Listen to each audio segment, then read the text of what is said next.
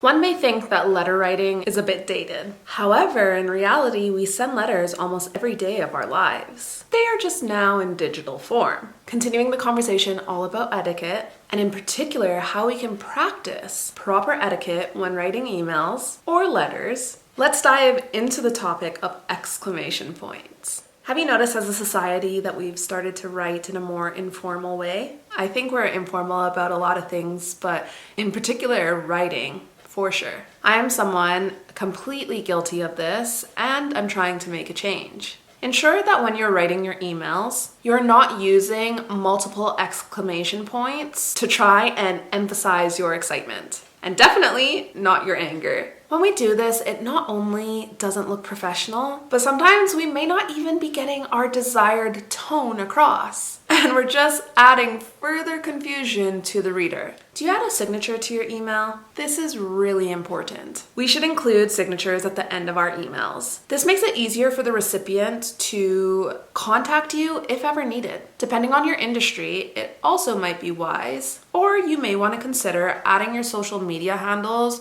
to your email signature. Of course, this is very niche and very industry specific. However, if you do work in the digital space, it is imperative that if you do share your social handles, you understand the message and the impression that people will get when they land on your social media accounts. Social media, for some, is a glimpse into their private lives. And your private life can include family, acquaintances, and more that are unsuitable for a positive professional image. So do take this into consideration. This might be your cue to go perform a social audit of your platforms and conduct yourself accordingly. Do you know that sensitive subjects are not something that should be discussed via email? Neither should confidential matters. Think of it this way. Would your doctor send you a sensitive email about something that's going on in your personal life? Or would they call you into the doctor's office to discuss something privately? Don't discuss confidential matters in email, whether it is your confidential matter or somebody else's. The lost art of proofreading. And yes, I am guilty of this as well. However, ways that we can mitigate spelling errors and grammar errors is by 1, proofreading, and 2, you can install programs such as Grammarly on your computer or your phone, and 3, do you ever find that when you step away from something and you come back to it, you have new eyes for it? Sometimes stepping away from the computer and coming back and rereading it is going to allow you to flag up any mistakes or any sentences that don't make sense. How long do you take to respond to an email? Again, I am holding myself accountable for this. We live in a busy world, and it's so easy to get caught up in a never-ending inbox. This is one of my most daunting tasks on a daily basis, and I'm truly trying to get better at it. One of the things that I'm implementing is I'm only trying to answer my emails in the early morning hours. This way, I don't get caught up going back and forth in an email chain and then spending my entire morning in my inbox. It's considered best practice to respond to an email within 24 business hours. And if you're like me and you're still struggling with the amount of emails that you receive, you can try filtering them. This will allow you to prioritize what emails need your immediate attention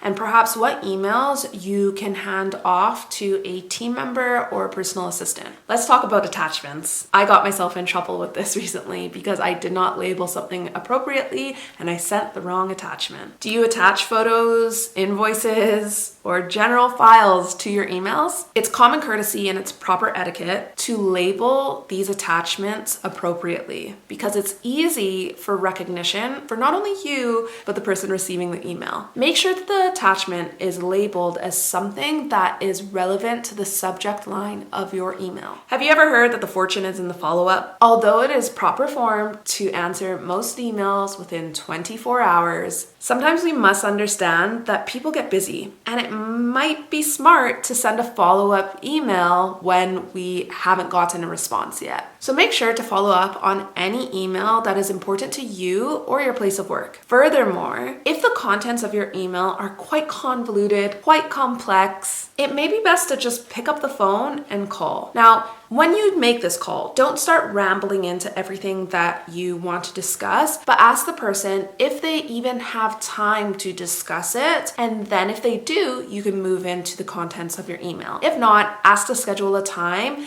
where you can explain yourself and explain the email accordingly. Have you learned anything about practicing proper etiquette when it comes to letter writing and emailing? Sometimes it's so nice to get back to the basics in order to actually hold ourselves accountable. And sometimes I've learned it's the things that seem really basic and really elementary are the things that we end up slacking on the soonest, the earliest, because we overlook them. I hope you've been reminded of some things like I have and are excited to start holding yourself to a higher standard.